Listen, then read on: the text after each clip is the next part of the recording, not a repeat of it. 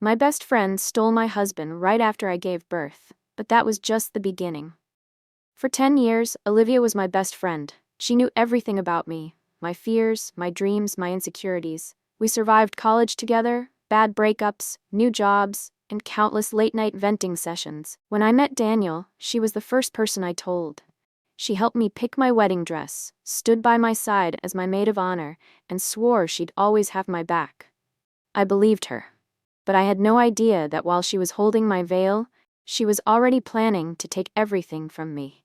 The weeks leading up to my due date were exhausting.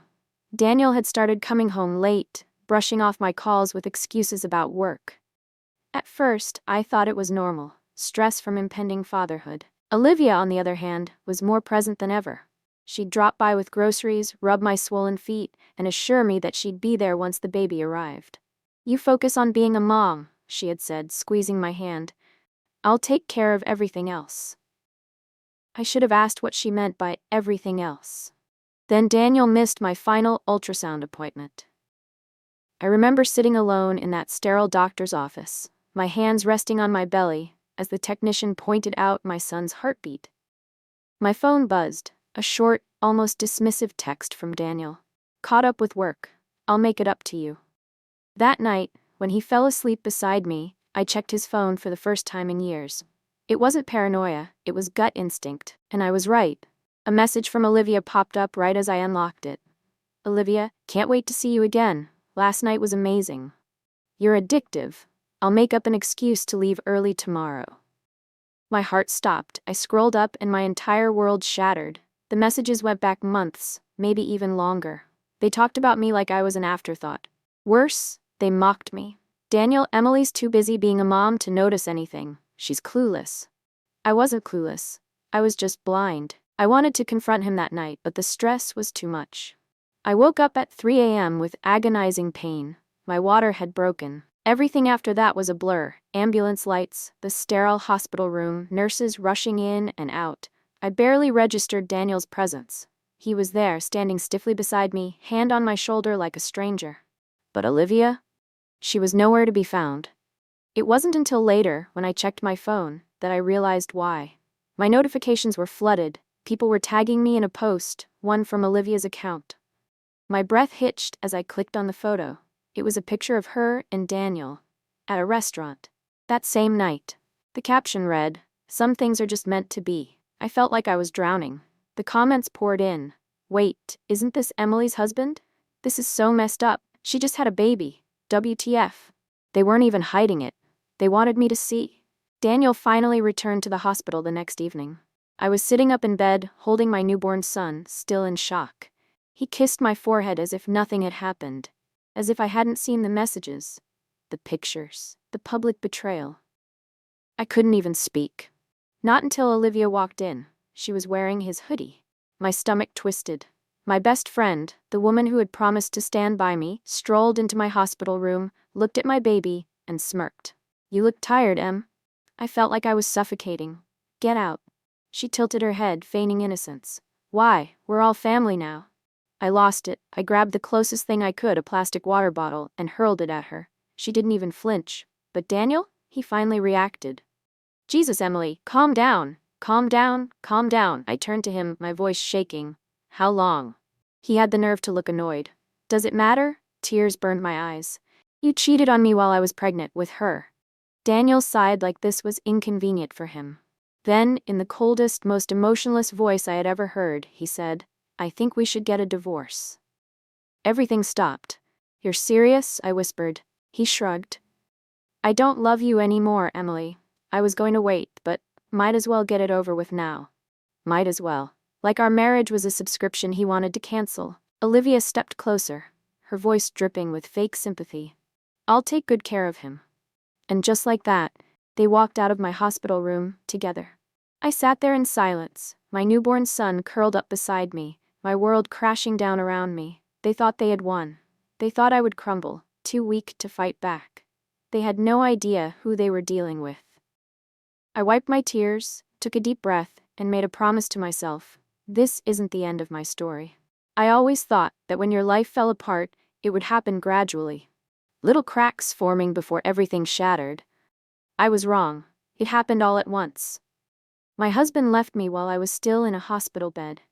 My best friend took him like she was claiming a prize, and I was left alone with a newborn, drowning in grief while the whole world watched. But the worst part? I had no idea they weren't done destroying me yet. After Daniel walked out with Olivia, I sat in silence for what felt like hours.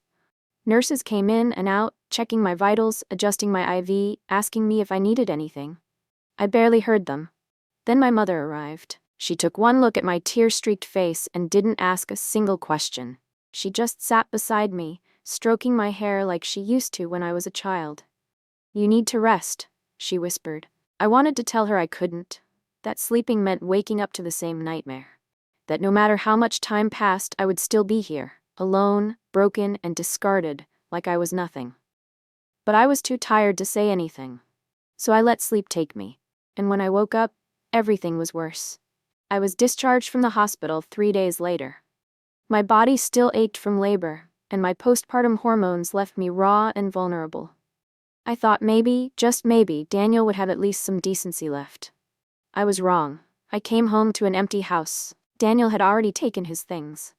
He had even taken our wedding photos off the walls, as if trying to erase any evidence of the life we had built together. Sitting on the kitchen counter was a manila envelope. I already knew what was inside before I even opened it. Divorce papers. I flipped through the pages, my hands shaking. It was brutal. He wanted the house. He wanted joint custody but with primary rights, meaning I'd only get weekends. He wanted a clean break with no alimony.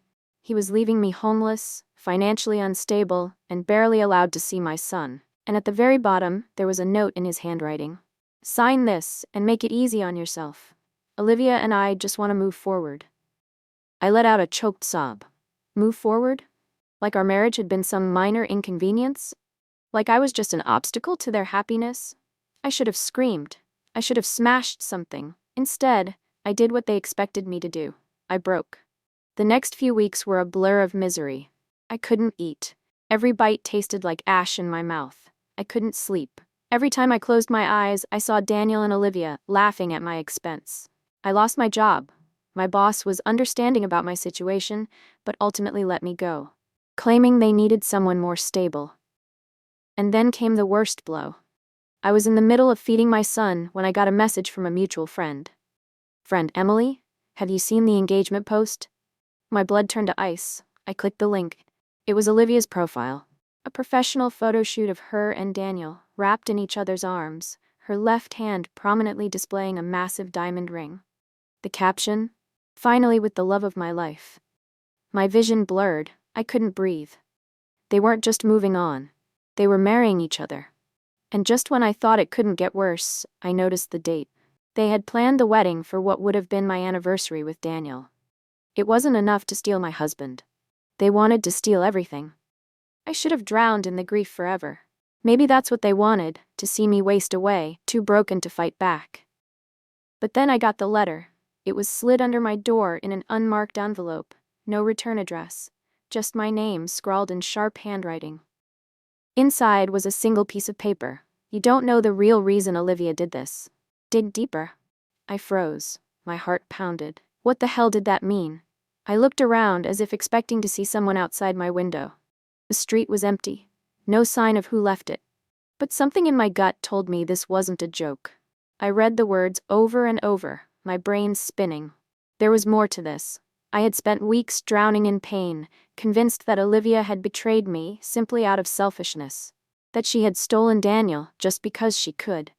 But what if that wasn't the full story? What if she had wanted to destroy me for a different reason? My hands clenched. For the first time since the betrayal, the sadness lifted, and anger took its place. I wasn't just going to sign the divorce papers and let them win. I was going to find out why Olivia did this. And once I knew the truth, I was going to destroy them both. They thought I was weak. They thought I would break, disappear, and let them live their perfect little stolen life. They had no idea who they were dealing with. I didn't just want revenge. I wanted them to destroy each other. And the best part? They wouldn't even see it coming. For weeks I stayed quiet. No angry texts, no social media meltdowns, no legal threats. To Daniel and Olivia, I was the pathetic, heartbroken ex-wife, too weak to fight back. Good. Let them think that. Because while they were celebrating their disgusting engagement, I was preparing to dismantle everything they had built. I started small. I hired a damn good lawyer, not just for the divorce, but to dig into Daniel's finances.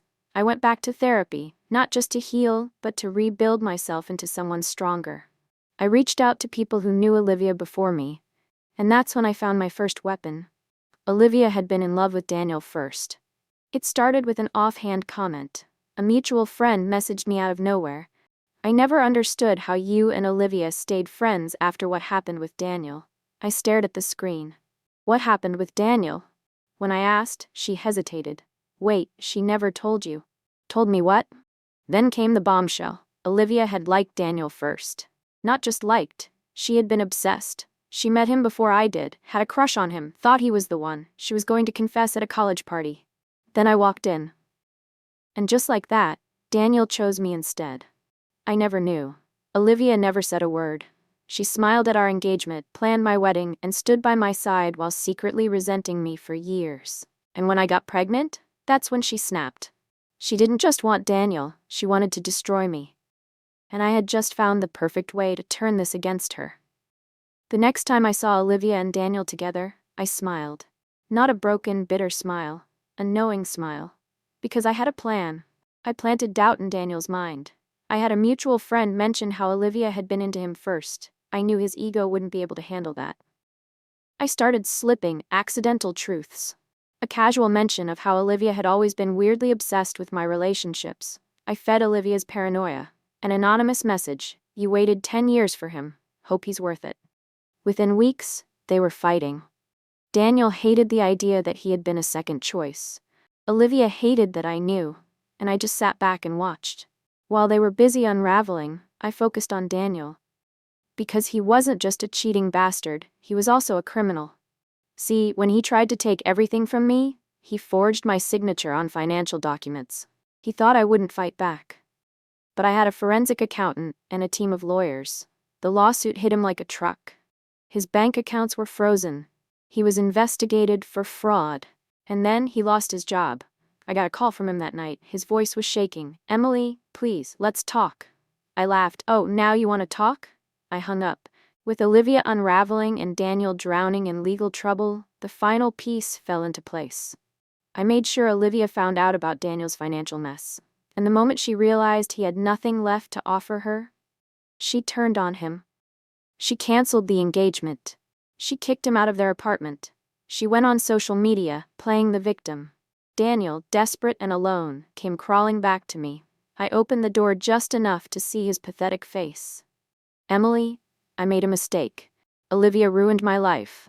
I should have never left you. I let him talk. I let him beg. Then I smiled and said, the best thing you ever did for me was leaving.